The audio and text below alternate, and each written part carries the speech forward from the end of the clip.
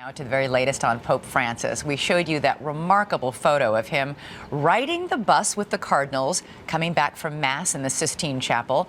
And now he's planning to meet with the former Pope in the next few days. These are live pictures of him at this moment, meeting with the Cardinals, each of them one by one.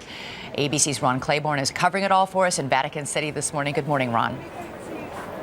Hey, good morning to you, Elizabeth. And that planned meeting with the former Pope, the retired Pope Benedict, one of quite a few gestures of humility from the new Pope in just his first 36 hours. In fact, one Italian newspaper is calling it a revolution of small gestures.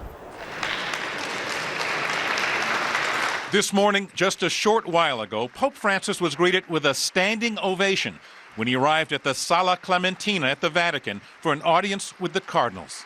Questo periodo dedicato al conclave. But he spent his first hours as Pope much like anyone else, foregoing the papal limousine to ride in a minivan, seen in this photo posted on Twitter. Cardinal Wilfred Napier of South Africa tweeting, coming from Mass in Sistine Chapel, switched official car for a bus carrying Cardinals. In mourning, slipped into chapel to pray without any fuss.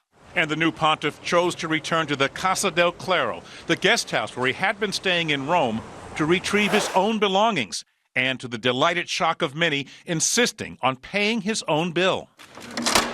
And this morning, he visited his new home, the papal apartment at the Vatican. Back in his native Argentina, this Buenos Aires woman, Amalia, says that she was a childhood friend of Jorge Bergoglio.